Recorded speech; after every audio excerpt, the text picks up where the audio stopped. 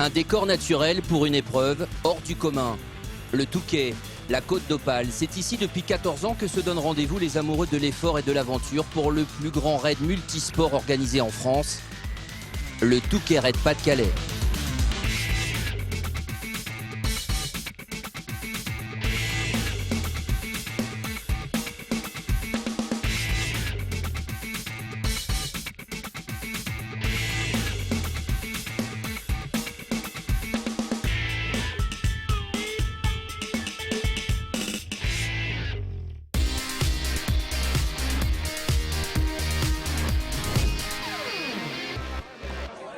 Samedi 5 avril, fin d'après-midi, à quelques minutes du grand départ. Ça a l'air d'être un espèce de tunnel pour animaux ou pour... Où est-ce qu'on a déposé nos vélos ici? Non, ici. Tu déposes des vélos là. Et les rollers, on les a laissés là? Ici, tu prends des rollers, tu les emmènes avec toi. Tu fais tes rollers, tu déposes tes rollers là. Ça resserre les liens entre amis. Et... Seul, je pense que c'est comme un gros effort. Seul, c'est pas certain, donc on puisse vraiment aller jusqu'au bout. Alors on va essayer de s'aider, on verra ce que ça donne sur le parcours. On va avoir des coups de bien, des coups de moins bien. Donc à deux, ça devrait être plus facile en tout cas. Cette ambiance, c'est donc celle d'un rassemblement unique dont nous allons revivre les meilleurs moments en compagnie de Karine Bayet, l'organisatrice de ce raid. Karine, tout commence par un long convoi en centre-ville pour rejoindre la ligne de départ vers la plage. Oui, ce qu'on voit, c'est aussi l'occasion de pouvoir montrer les raiders, que les commerçants puissent les encourager, les supporters aussi. Et ça permet aux raiders de s'échauffer avant de prendre le grand départ. Oui, ils en ont besoin de s'échauffer, ces 800 participants, Karine, parce que le programme qui les attend est presque dantesque. Plus de 100 km d'épreuves diverses. En équipe de 2, faut-il le rappeler. Alors on voit l'ambiance sur la plage qui est assez extraordinaire. Tout le monde a envie que ce départ soit donné par équipe de 2 et c'est ça qui fait la spécificité du raid. Alors qu'on voit ce grand départ donné, c'était donc en fin d'après-midi comme le veut la tradition. Oui, et c'est vrai qu'on commence ensemble, on finit ensemble et on a entendu beaucoup de gens qui viennent se dépasser aussi par ce genre d'activité. Alors on va commencer par 7 km de trail sur la plage. C'est-à-dire tout simplement de la course à pied ou de la marche pour ceux qui voudront marcher au bout d'un moment parce qu'il faut s'économiser. Le programme il est extrêmement chargé. Je vous disais 7 km en courant. Ça sera ensuite du canoë, du roller, du trail, puis à nouveau du canoë et on finira par du run and bike en course d'orientation. Bref, un programme chargé. C'est aussi, alors qu'on voit les premiers qui se détachent sur la plage, c'est aussi la spécificité et le plaisir de ce sport, c'est que c'est pas du tout répétitif, quoi. Oui, ça n'est pas répétitif. C'est vrai qu'il faut aussi faire marcher sa tête parce qu'il ne faut pas oublier que les raiders ont des cartes et ils doivent orienter pour pouvoir trouver leur chemin. Et puis après, on alterne les efforts physiques avec les différentes activités proposées. Alors on le voit à travers ces images aériennes, le peloton forcément va s'étirer, il va y avoir évidemment 2 courses en une. On voit qu'au départ on criait beaucoup sur la ligne de départ, là on va s'apercevoir que les visages sont tout de suite un petit peu plus tendus. Oui, et ce qui me tient à cœur sur ce genre de course, c'est qu'on a vraiment les premiers qui viennent jouer la gagne et puis tout le reste, leur seul but c'est de finir la course. Alors évidemment plusieurs heures d'effort attendent ces raiders, ils visent soit la victoire, vous l'avez dit Karine, ou plus simplement la ligne d'arrivée. Le 14e Touquet Raid Pas-de-Calais s'était lancé, mais pour d'autres participants, il avait commencé au petit matin. Nous voici donc samedi matin en compagnie d'adolescents qui eux aussi vont faire ce raid. Et vous allez voir que pour eux aussi, le programme est particulièrement chargé. Il est donc 8h à peine, le soleil vient de se lever et on est parti pour presque 2 heures d'effort. Rejoignez le début de la zone de CO en suivant le tracé bleu et la rue Balise. 3 balises sauvages, 2, 3, 4. Récupérez la carte de CO au niveau de la zone de ravitaillement. C'est une route aussi. Quand vous arrivez au bout de la route, vous récupérez l'angle de la plaine là. Et les ceux-là, tout ça là? Le parc grossièrement il est là. Et les balises sont là. Ça tu dois lire ça pour TCP. Alors Karine, votre volonté à vous-même et à toute votre équipe d'organisation, parce que c'est une équipe bien sûr, c'était de proposer finalement le même type d'activité à de jeunes enfants, de jeunes ados qui vont pouvoir aller s'éclater, s'il n'y a pas d'autre mot, au Touquet et dans les environs. Oui, ils ont entre 10 et 15 ans. Alors ce qui me plaît, c'est qu'au-delà du raid adulte, ça devient vraiment un événement familial. Et puis que les ados vivent la même chose que les grands. On évolue en roller, on évolue en VTT, on est par équipe, il y a de jolies valeurs. Et puis ça leur apprend, c'est ludique pour les jeunes. Ouais, ludique. Et puis il y a ceux, on va le voir tout de suite, qui vont vouloir aller le plus vite possible et remporter ce raid ado. Alors effectivement, premier passage obligé. Puis on le rappelle, pour ceux qui ne connaissent pas ce sport, les balises, il faut tout de suite pointer. Oui, il faut tout de suite pointer. Donc là, on les voit, ils viennent de finir l'épreuve de roller. Ils enchaînent avec une épreuve de vélo et puis ensuite de la course à pied. Et c'est vrai que tous ces changements d'activité sont rapides. Et on a derrière les parents qui encouragent.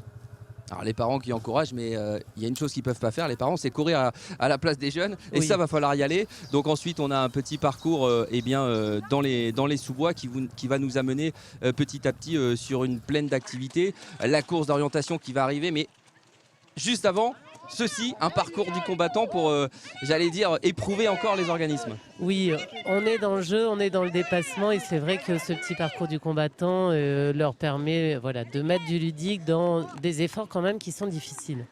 Alors vous l'avez dit, le raid c'est la tête et les jambes et c'est ça la difficulté. Et on va voir tout de suite qu'au sortir d'un effort comme ça, il faut tout de suite se projeter sur la course d'orientation. On va voir comment ça se passe. Tu bipes là. Vas-y, poisson ici. Après, vous êtes en course d'orientation. Tu sais quelle carte? C'est moi. Allez. Là, on est là. Ouais. Là, c'est celle-là. Voilà. Ouais, donc là, faut partir par là. Voilà, si, elle est là. Bah, je l'ai pointée alors. C'est celle-là du début dans la flaque, là. Et là, je l'ai pointée là-bas. C'est peut-être la 9 que t'as pointé. Là, je sais pas. Pas de route.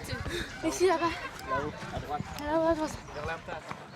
On sait pas où on s'en va là, c'est pas là. Alors Karine, on le voit sur ces images, la course d'orientation, la CO comme disent les habitués, c'est aussi une partie bien difficile. Oui, c'est assez difficile parce qu'il faut vraiment regarder sur la carte, prendre des repères et après faire la corrélation avec ce qu'on voit sur le terrain. Donc pas évident surtout quand on a un chrono et qu'on a envie d'avancer. Alors plus vite la CO est terminée, et plus vite on repart sur son vélo, ou en tout cas on essaye. Alors qu'on voit ici un des jeunes concurrents Ouais, ça peut toujours arriver. chuter, mais superbe mentalité, on va le voir. Bon, allez, on continue. On continue. Et c'est ça aussi le raid, c'est que voilà, quoi qu'il arrive, on finit. En tout cas, superbe ambiance pour cette compétition du samedi matin avec ces jeunes par équipe de 2 qui vont n'avoir qu'une envie, comme les grands, c'est d'arriver jusque sur le site de l'hippodrome, le site d'arrivée, profiter un petit peu du paysage près de la Canche pour se dépêcher et enfin finir ces 2 heures d'activité. Voilà ici les vainqueurs de ce raid ado et tous les autres qui vont arriver derrière. Alors pour les ados, ils ont fait une vingtaine de kilomètres et c'est vrai que par équipe de 2, avec les difficultés qui ont été proposées, c'est un sacré effort. Et on peut être sûr que ces jeunes-là, dans 3 ans, dans 5 ans, dans 10 ans, on les reverra faire le 20e, le 25e Touquet Raid adulte, parce que je pense qu'ils ont pris goût à cet effort-là. Oui, c'est un peu le but aussi, c'est de les préparer et de déceler les jeunes raiders. Salut! Super! On est reparti avec les grands, on les avait laissés sur la plage, sur la pointe nord, et les voici maintenant, la seconde épreuve, le canoë, 4 km sur la Canche, et il faut se dépêcher. Alors particularité cette année puisqu'il démarre à contre-courant. Ça fait quelques années qu'on n'a pas organisé cela et cette année difficulté de démarrer à contre-courant, ce qui a mis de la difficulté à la course. L'avantage c'est qu'après ils l'auront dans le dos. Même les équipes qui sont, à l'arrière, cherchent quand même toujours à se dépêcher. Parce qu'on se dit, il n'y a pas de temps à perdre, il faut changer, il faut mettre ses rollers dans un sac, il faut partir sur le canoë. Alors qu'il y a encore du temps derrière, il y aura beaucoup d'efforts. Mais tout le monde finalement veut aller le plus vite possible. Oui, aller le plus vite possible. Et après, c'est aussi stratégique parce que certains se sont dit, nous, on va faire le canoë, mais on n'aura peut-être pas le temps de faire le roller et la course à pied. Donc, on choisit aussi son raid avec son niveau physique. Alors, il faut le rappeler, forcément, il y a un parcours, obligé pour les meilleurs. Et puis, peut-être que pour les autres, on peut se permettre de ne pas pointer à certaines balises qui va leur faire occasionner une pénalité de temps, oui. Mais ils vont pouvoir faire le raid à leur rythme, à leur niveau. Alors effectivement, on a un parcours de base et on a ces balises optionnelles qui permettent de réduire les kilomètres et de permettre à tout le monde de pouvoir démarrer le raid et finir le raid. Et vous passez en dessous dans l'eau. Alors ici, on a un passage assez incroyable. Alors vous, on peut le dire, hein, Karine, qui avait connu le haut niveau dans ce sport, vice-championne du monde de raid, vous avez sûrement connu, et certainement peut-être des choses encore plus difficiles. Mais là, voilà, on vient de finir le canoë, on vient de s'équiper pour repartir, et là, il faut repartir dans l'eau. Enfin, ça n'arrête pas, quoi. Hein. Oui, alors c'est vrai que pour les raiders, je vais mettre ma casquette de raider, pas évident parce qu'on est début avril et puis que l'eau elle est assez froide. Maintenant, ce sont souvent des souvenirs qu'on retient quand ça a été difficile et quand ça nous a marqué, 10 jours après, 15 jours après, voire un an après, on parle de ça. Et puis moi, en tant qu'organisatrice, là sur le coup, ça a évité que les raiders passent sur la route et au niveau sécurité, c'est quand même pas mal. Ah, c'est sûr que c'est pas mal et je crois qu'on va le voir tout à l'heure. Ce petit passage là, certes, dans l'eau un peu fraîche, avec son équipement sur le dos pour aller rejoindre le nouveau point qui les attend juste derrière. Forcément, c'est une difficulté supplémentaire. Mais voilà, ça forge aussi la solidarité entre l'équipe. Oui, et le raid, on s'adapte à la nature, on s'adapte à ce qu'on rencontre. Donc là, c'est vrai que j'ai aussi une équipe qui m'accompagne sur les tracés. On a remarqué ce petit cours d'eau, la possibilité de mettre des cordes, et voilà, ça met un petit peu de ludique, une spéciale différente. C'est une tuerie ce truc, hein. Franchement, pour l'instant, le trail nickel. Le canot est fatigant et l'eau, elle est gelée. Un peu de roller, un peu de trail. Du canoë encore, hein, c'est horrible. Rien qu'à l'idée de refaire du canoë, c'est horrible. Ah ouais, le son de canoë, c'est On descend horrible. du canoë, on se rend compte que tous les muscles sont tétanisés. Et... Vous attendez à quelque chose d'aussi difficile? Bah, non, c'est la première fois, mais c'est bien sympa quand même. Et tout ça dit avec le sourire. Oui, dit avec le sourire, c'est vrai que malgré la difficulté, on prend du plaisir et je pense que le fait d'être à deux, le fait qu'il y ait aussi une émulation de pas mal d'équipes, fait qu'on va au-delà de ses limites. Alors petit à petit, on va arriver à un passage assez crucial dans ce raid, à un univers un peu nouveau, c'est-à-dire la nuit qui va petit à petit arriver sur le Touquet avec des repères complètement nouveaux et des difficultés un petit peu nouvelles qui vont se proposer aux concurrents. Alors on le voit, ceux qui arrivent à l'allée du canoë et il y a ceux qui vont repartir au retour. La nuit, c'est une atmosphère complètement différente, Karine. Oui, complètement différent parce que faut pas oublier qu'on lit une carte et que la nuit, on voit plus rien. Donc beaucoup de raiders et même dans la tête de course ont eu des difficultés justement dans la forêt à se repérer, à essayer de trouver son chemin. Et le run and bike, c'est juste un petit rappel par équipe de 2 où on alterne vélo et course à pied. Donc il faut en plus la nuit ne pas se perdre. Voilà, alors justement, on voit les équipes de tête qui arrivent justement au nouveau passage pour repartir justement sur cette course d'orientation en run and bike. On voit ici que pour certains, ça sera plus difficile. On a perdu son coéquipier. On se balade. À cette heure-ci, il est presque minuit et demi, Karine. Et les leaders, eux, arrivent sur le site d'arrivée. On va les écouter dans un instant, Léo Fortin et Rémi Ledé. Mais pour les autres, c'est déjà une vraie prouesse que d'arriver ici. On écoute les leaders au soir de cette première journée. C'est éprouvant et puis bon, il y avait pas mal de choses un peu inédites. C'est vrai que le contre-courant, forcément, on y laisse pas mal de plumes. Et puis après, repasser dans l'eau froide, des choses comme ça. Ça tétanise un peu, donc forcément, dès qu'on fait des efforts juste derrière, ça perturbe un petit peu l'organisme. Alors l'organisme, heureusement, les organismes vont pouvoir être réconfortés avec toute votre équipe d'organisation et de bénévoles. La soupe chaude, le sourire, tout ce qu'il faut pour passer une bonne nuit parce que demain matin, il va falloir repartir. Heureusement qu'il y a une petite soupe et des bières après, et comme ça on a récupéré un peu de bonne humeur, mais sinon c'était très long. Mais le parcours était bien, c'est varié, on voit de beaux paysages. On apprend que le courant est plus fort que 2 paires de biceps pour remonter dans la canche, mais sinon c'était sympa. Un mélange de frappadingue et de raid, tu passes dans de l'eau, tout ça, ton shit, t'es dans de la boue jusqu'au genou. Jusqu'au genou. Non, c'est bien. Grosse orientation dans la forêt, pas mal aussi, dur. Enfin voilà. Vivement demain pour la suite. Un beau parcours. Tout simplement. Alors vivement demain, on va les retrouver dans un instant, ces raiders. Mais d'abord, petit flashback. L'après-midi, vous avez vu la belle pointe du Touquet sous le soleil avec une épreuve un petit peu particulière que vous proposez, Karine, à des personnalités. On voit ici l'animateur Tex. Il y en avait d'autres. Vous êtes bien entourés parce que c'est le raid VIP, comme l'on dit. que vous avez souhaité mettre en place depuis quelques années. Oui, alors le but c'était de montrer qu'il ne faut pas être un champion du monde pour pouvoir faire du raid. Et donc ici on a des comédiens, des chanteurs, Mathieu Bataille qui est un judoka. Voilà, qui participe. Et puis ils vivent aussi toutes les mêmes valeurs du raid, de vouloir se dépasser, d'essayer de gagner, de rester ensemble, de s'entraider. Donc chacun à son niveau on peut vivre le raid. Donc là c'est bien. Ah oui, même texte, on peut y arriver. Vous voyez, avec une épreuve un peu particulière, le tir à l'arc au pied du phare du Touquet. On n'oublie pas ici le chanteur Rost et Daniel Gilbert. La voici, qui est descendu de son vélo, mais on peut saluer quand même son effort. Oui. On n'oublie pas de pointer les balises. Et puis c'est vrai qu'au-delà de ça, ils découvrent au-delà de l'activité le Touquet. On les a vus passer sur la baie de Canche, on les a vus démarrer sur la plage et puis finir à l'hippodrome dans notre village. Nous, on nous a dit c'est un raid VIP, hein. Ça veut dire c'est pour les nuls, quoi. Un raid pour les nuls, mais c'est pas pour les nuls. Mais non, ça a été vraiment un plaisir. C'est vrai que dès qu'on termine, on a tout de suite envie d'y retourner, mais on a hâte de le terminer quand même. Mais c'était un plaisir comme tous les ans. Un raid pour les personnalités, un raid pour les tout petits aussi, on en voit quelques images, les petits raiders, et puis un village qui se développe aussi, Karine. Oui, le but c'est vraiment de faire un week-end du raid et de proposer des activités pour tous les publics. Ça commence à 6 ans et puis ça peut se terminer à 60, 70 ans. Et là, ce village permet de rassembler les acteurs autour du développement durable, autour de la nature. On a initié ça cette année et ce sera un développement pour les prochaines années.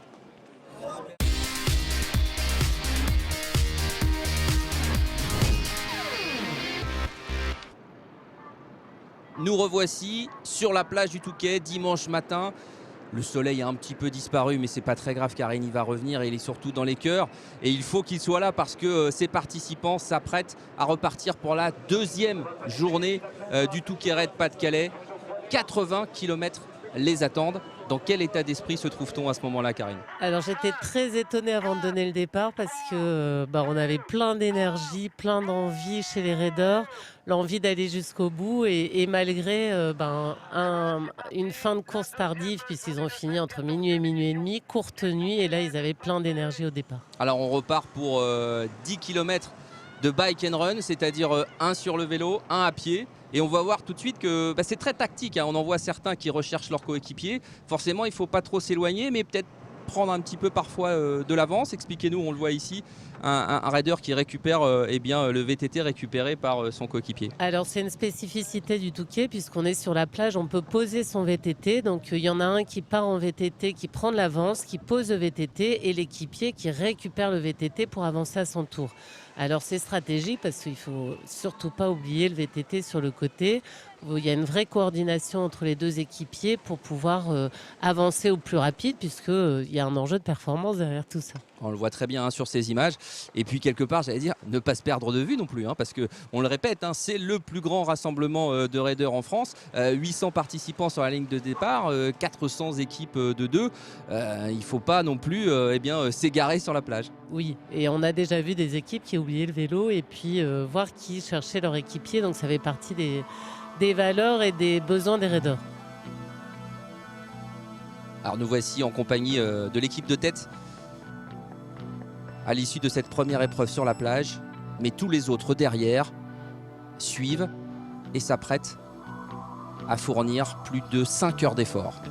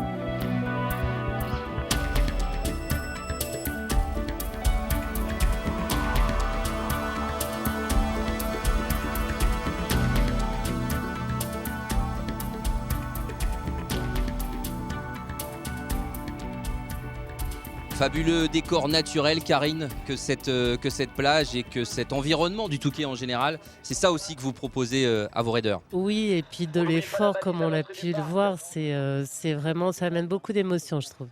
Alors nous voici au changement d'activité. On est parti là pour 30 km de VTT. On regonfle un petit peu son vélo qui était peut-être un peu sous-gonflé pour la plage. Et on prend des forces en compagnie bien des gens qui sont venus vous soutenir. Ouais, soutien psychologique, moral et après tout ce qui est aide à nourriture, c'est très important pour nous permettre de finir nos étapes. Et on est content de les voir nous soutenir au loin, quoi. Et ça nous motive pour les derniers kilomètres. 1h13 pour 10 km de run and bike, vous comprenez, le terrain était assez difficile. On est là aussi pour en chier hein, et on sera content si on en chie vraiment. Donc voilà, pas déçu, pas déçu. Il n'y a plus de canoë, c'est le principal. Saloperie de canoë. À contre-courant. Ah, ce canoë, Karine, il aura fait parler hein, cette année. Oui, je pense que ça va être un souvenir qui va rester quelques temps. Mais bon, chaque année, il y a des difficultés différentes. Et puis cette année, il y aura ça, mais pas que ça. C'est ce qu'on va voir. Alors le VTT, on est parti pour 30 km dans des décors naturels, je le disais, mais auparavant, il faut évidemment se restaurer quand on peut, et ça aussi c'est important. Oui, ça c'est important. C'est vrai que sur un raid, même s'il est annoncé en autosuffisance, on propose des ravitaillements pour les raiders. C'est aussi un moment de convivialité, c'est un moment où on s'arrête, et puis c'est un moment aussi où il y a des échanges avec l'organisation. On soigne leurs bobos, on les réconforte. On les bichonne. On les bichonne, Karine, tout est dit, hein, c'est important. Hein. Oui, j'ai autour de moi vraiment des bénévoles qui ont envie d'être là, qui ont envie de partager et puis qui travaillent parce que c'est notre aide à nous aussi pendant tout le week-end.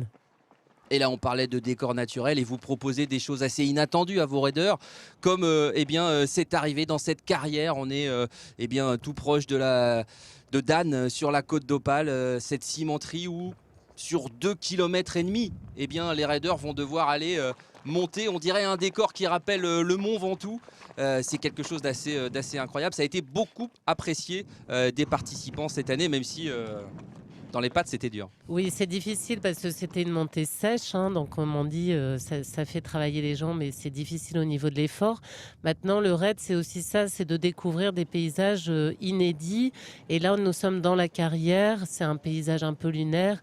Et ça a été une belle découverte effectivement pour les raiders. Avec les deux leaders toujours, Rémi Ledé, Léo Fortin de Cap-Opale qui à quelques dizaines de kilomètres de l'arrivée maintenant se prépare à une belle victoire. On les retrouvera tout à l'heure, mais pour les autres, d'abord, pour eux aussi, mais pour tout le monde, détour sur la plage en VTT du côté de Sainte-Cécile pour ceux qui connaissent, avec là je ne veux pas dire une balade, mais on essaie quand même un petit peu d'en profiter. Oui, et surtout là, on a dans la tête la ligne d'arrivée puisque c'est le dernier VTT qui va leur permettre de rejoindre le Touquet. Pour certains, de partir pour une dernière orientation, mais voilà, on a en ligne de mire la ligne d'arrivée. Et c'est donc le plus important. On les découvre, ces raiders, superbes images, au loin, les chars à voile, les cerfs-volants. On s'insère vraiment dans le paysage existant et c'est ça qui est important aussi. Hein. Oui, et au-delà du raid, c'est vrai que beaucoup de personnes viennent au Touquet aujourd'hui pour pratiquer ces sports de nature qui sont en vogue, en développement et qui permettent vraiment une fusion et une activité physique de santé au-delà de la compétition. Le plaisir, l'effort, on tire un peu la langue mais c'est normal, hein, après 70 km d'effort et quelques supporters, supportrices sont venus là. Et nos vainqueurs, les voici, qui arrivent sur le site d'Hippodrome. Ça y est, la ligne d'arrivée est en vue pour eux. La dernière balise, ils savent que cette victoire, elle est pour eux. J'allais dire, la victoire, elle est pour tout le monde. Forcément un peu plus pour eux parce que c'est l'équipe qui arrive ici en vainqueur. Mais on peut tirer un grand coup de chapeau à tous ceux qui arrivent ici après 2 jours d'effort. Oui, bravo à tous. Et puis bon, c'est vrai qu'on a un jeune qui gagne avec son équipier. C'est la relève et une équipe qui a un gros potentiel. Et ravi aussi de voir toutes les arrivées, tout le dépassement. Et puis voilà, on vient chercher la balise finale et puis dans la joie comme on peut le découvrir. La joie, le réconfort et le plaisir de s'être dépassé. On écoute quelques-uns des participants.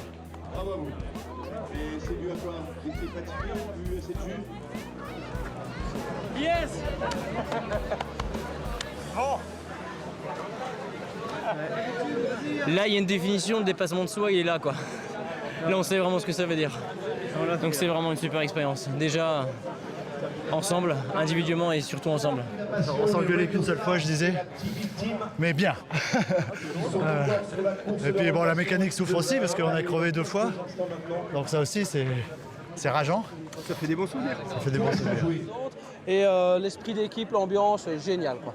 Vraiment à refaire, on le conseille. On a vu des hula-hula, ça c'est surtout sur le VTT. Je ne vous expliquerai pas ce que c'est qu'un hula-hula, allez voir sur internet. Et puis voilà, donc globalement très très bien. On vient de Belgique nous pour faire ça et le seul petit point à améliorer c'est que quand on arrive il n'y a plus de bière. Donc il faut croire que vraiment pour l'année prochaine on peut faire peut-être un petit plus. Mais voilà, on va se débrouiller quand même. Merci beaucoup et bonne suite. Et vraiment pour le raid, des pipip. Bon, Karine, vous savez ce qu'il vous reste à améliorer pour l'an prochain? Oui, j'ai entendu qu'il fallait de la bière pour les Belges et pour les derniers. Pourtant, on en met quand même un stock, mais comme quoi, après l'effort, on a envie de réconfort et une bière avec modération, pourquoi pas. Et bien voilà, on va se quitter sur ces magnifiques images de l'arrivée. Rendez-vous est pris pour la 15e édition, ce sera en 2015. Merci Karine. Merci. Et à l'an prochain.